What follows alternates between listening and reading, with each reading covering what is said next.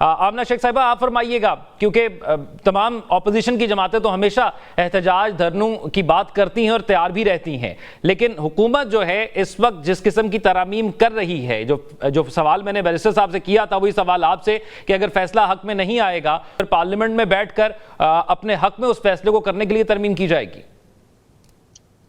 دیکھیے، سب سے پہلے تو ہمیں اس چیز کو سمجھنے کی، اور میں یہ سٹیٹمنٹ جو دینے جا رہی ہوں یہ میں ایز اے لائر اور as a public policy expert statement دے رہی ہوں، ناٹ ایز اے پولیٹیشین۔ سب سے پہلے کوئی ترمیم آتی ہے تو ہمیں دیکھنا پڑتا ہے کہ اس کی انٹینٹ کیا ہے لیجسلیچر کی۔ افسوس کی بات یہ ہے کہ ہم ترمیم کا شور بہت دنوں سے سن رہے ہیں، لیکن کوئی یہ نہیں دیکھ رہا کہ اس ترمیم کی ضرورت کیوں پڑی۔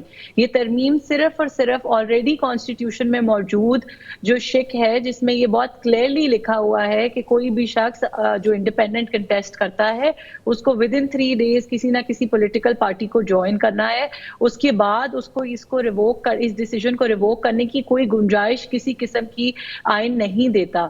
یہ اس ترمیم کی ضرورت صرف اس لیے پڑی کہ سپریم کورٹ نے 12 جولائی کو ایک ایموشنل ججمنٹ دی، بجائے کہ وہ ایک آئینی ججمنٹ ہوتی، بجائے کہ اس چیز کو انڈرسٹینڈ کیا جاتا کہ آئین کے اندر رہتے ہوئے کس طرح اس کیس کا فیصلہ کیا جائے۔ ایموشنز پہ بیسڈ ایک ججمنٹ ہم نے دیکھی، اور لیجسلیٹر کی اس وقت مجبوری ہے یہ ججمنٹ دینا جسٹ ٹو کلیریفائی تو already laid down law in the constitution of Pakistan. اور ہم اتنی آسانی سے کانسٹیٹیوشن کو ری رائٹ کر دیتے ہیں اپنی ججمنٹس کے اندر، اپنی اسٹیٹمنٹس کے اندر، وداؤٹ انڈرسٹینڈنگ کہ کانسٹیٹیوشن پاکستان میں سپریم ہے، اور ہائی ٹریزن کا کانسیپٹ بھی یہی ہے کہ جب ہم کانسٹیٹیوشن کو ایبروگیٹ کریں گے that amounts to high treason. So اگر اس وقت پارلیمنٹ یہ ترمیم کر رہی ہے تو پارلیمنٹ کوئی نیا لا نہیں لا رہی، پارلیمنٹ آلریڈی موجود آئینی شک کو کلیریفائی کر رہی ہے، کیونکہ ہمارے جج صاحبان شاید ایموشنل ججمنٹس دے رہے ہیں تو آئندہ ایسا کوئی عمل نہ ہو سکے، اس لیے اس کی کلیریفیکیشن مجبوراً پارلیمنٹ کو دینی پڑی۔ اچھا، پھر میں آمنہ شیخ صاحبہ کی طرف جاؤں گا۔ آمنہ شیخ صاحبہ یہ فرمائیے، کیونکہ آج ایک اہم بیان آیا پیپلز پارٹی کی طرف سے، انہوں نے کہا کہ اگر آپ کو اتنے ہی خدشات ہیں تو پھر آپ اسمبلیاں تحلیل کرو، نئے الیکشن کی طرف چل جائیں۔ وہ یہ بھی کہتے ہیں کہ آپ ان کو اعتماد میں بھی نہیں لیتے۔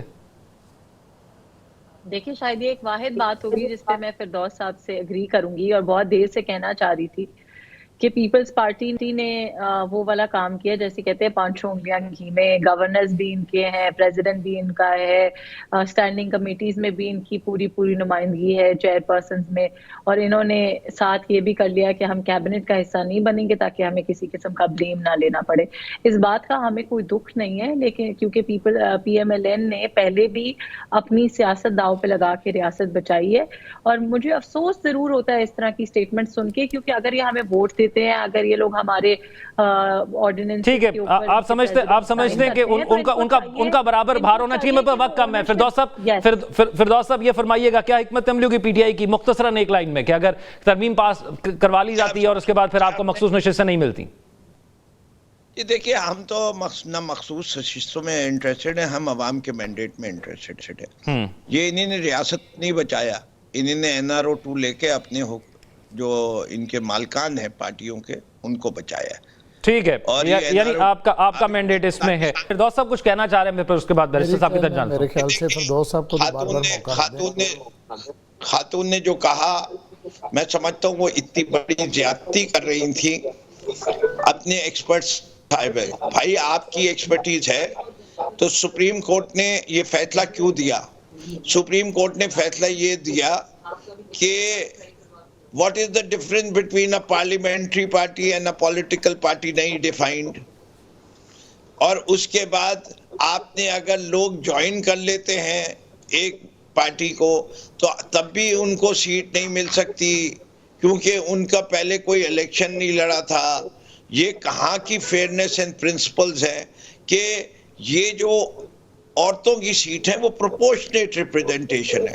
مان لیا کہ کانسٹیٹیوشن میں غلطی تھی تو جو فیصلہ سپریم کورٹ نے دیا تھا وہی آپ کیوں نہیں بلڈ کر دیتے آئین کے اندر کہ آئندہ وہ ہم نہ رہے اور سپریم کورٹ کے پاس جانے ہی نہیں پڑے؟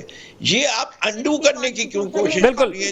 بالکل سپریم کورٹ کا ایک فیصلہ تھا، 8 ججز کا یہ فیصلہ تھا۔ میں بیرسٹر عامر صاحب کو شامل کر لیتا ہوں، وہ کچھ کہنا چاہتے ہیں مختصراً۔ بیرسٹر عامر صاحب فرمائیے گا۔ جی مختصراً، اب تو میری ٹرن ہے، مختصراً۔ نہیں، میں پھر اگلے موضوع کی طرف جانا نا مجھے بات یہ ہے کہ دیکھیے، میں سمجھتا ہوں کہ جس طرح سپریم کورٹ کا فیصلہ آیا ہے اسی طرح آپ پارلیمنٹ کے اختیار کے اوپر قدغن تو نہیں لگا سکتے کہ وہ کوئی قانون سازی کرے۔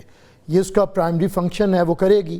اگر جس طرح عدالت اپنے فیصلے کرے گی اپنی مرضی سے کرے گی، پارلیمنٹ بھی قانون سازی اپنی مرضی سے کرے گی. یہی تو میں کہہ رہا ہوں. پارلیمنٹ صرف پارلیمنٹ میں موجود جو اس وقت کی موجودہ حکومت ہے، جب وہ اپنے فائدے کے لیے صرف کر رہی ہو. میں یہی بات کر رہا ہوں کہ سپریم کورٹ کو بھی فیصلے آئین کے تابع کرنے چاہیے اور پارلیمنٹ کو بھی قانون سازی آئین کے تابع کرنی چاہیے. لیکن جب دوڑ لگتی ہے، جب لڑائی ہوتی ہے، جب سپریم کورٹ بھی آئین کو چھوڑ کے، قانون کو چھوڑ کے اپنی مرضی کی تشریحات میں لگ جاتی ہے، تو پھر پارلیمنٹ میں بھی ضد آتی ہے. اور یہ سارے کرتے ہیں. یہی تو میں 70 سالہ تاریخ کی بات کر رہا ہوں. ابھی دیکھیے پی ٹی آئی کے ہمارے دوست ہم پہ ڈال رہے ہیں کہ ہم نے ابھی انہوں نے کہا کہ جی یہ مزہ لے رہے ہیں حکومت کا. بھئی 2 سال جب پی ڈی ایم کی حکومت تھی، پونے 2 سال، تو ان کا صدر پاکستان تھا، تو کیا یہ بھی مزہ لے رہے تھے حکومت کا؟ اگر عارف الوی صدر اور پی ڈی ایم کی حکومت ہو تو کیا یہ ذمہ دار تھے؟ اگر آج آصف علی زرداری صاحب صدر کے تو اختیارات نہیں تھے. ہاں تو پھر آج بھی صدر کے پاس اختیارات نہیں ہیں. یہی میں کہہ رہا ہوں نا، ہم صدر ہیں نا یار، ہم کیبنٹ میں تو نہیں بیٹھے. 2 معیار کے ساتھ ایک چیز کو مت جانچیے. میں بار بار یہ چیز کہہ رہا ہوں اور پھر کہہ رہا ہوں کہ صدر پاکستان اس وقت اپنے نیوٹرل آفس میں سے سب کو آواز دے. میں بیرسٹر عامر صاحب ذرا میں کلیریفائی کر دوں تھوڑا سا آپ کے لیے. آپ بار بار کہہ رہے ہیں کہ ہمارا اس میں کردار کوئی نہیں ہے، لیکن جن لوگوں کو آپ نے حکومت کے لیے منتخب کرایا ہے نا، آپ کی حمایت ان کو ضرور حاصل ہے. آپ کی حمایت اور پھر آپ خاموشی آپ کی ضرور برقرار ہے. خاموشی نہیں ہے. ہمارے آج ہی ہمارے سیکرٹری جنرل نے اسٹیٹمنٹ دی ہے اور اس سے آپ کو واضح ہو جانا چاہیے کہ ہم نے کہا ہے کہ ہم سے مشاورت نہیں ہو رہی ہے.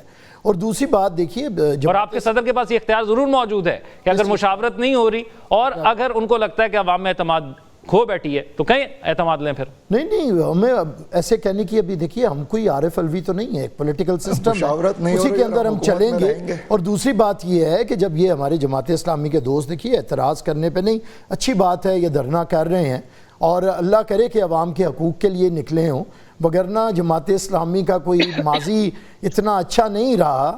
یہ ہمیشہ کسی کے لیے نکلتے ہیں اور ملک کو اندھیروں میں دھکیل کے. میں نہیں کہتا، دیکھیے یہ انہیں جتنا عوام کا، میں یہ انہیں تو نہیں نہ کہنا چاہیے کہ الیکشن چوری ہوئے. اچھا چلیں ڈاکٹر جتنے بھی چوری ہوئے ہیں ان سے نہیں چوری ہوئے، ان کے پاس، ان کے تو پلے ہی کچھ نہیں تھا. ڈاکٹر سامہ صاحب کیا چوری ہونا ہے؟ ڈاکٹر سامہ صاحب کس کے کہنے پر آئے ہیں آپ؟ جو بات کی خدا کی قسم لاجواب کی. مثلاً یہ کہ کراچی میں جماعت اسلامی الیکشن جیت جائے، جماعت اسلامی کو 9 لاکھ ووٹ مل جائیں، 3 لاکھ ووٹ والا میئر بن جائے، اور صوبائی قومی میں کتنے ملے ہیں ذرا یہ بھی پوچھ لیجیے. بھائی اس ملک میں لٹیروں کا قبضہ ہے، الیکٹیبلز کا قبضہ ہے. اس ملک یہ عوام کا الیکشن نہیں ہوتا ہے، یہ بھیڑیوں کے درمیان مقابلہ ہوتا ہے. اور یہ بھیڑیوں کے 2 پلیٹ فارم ہیں اس ملک میں.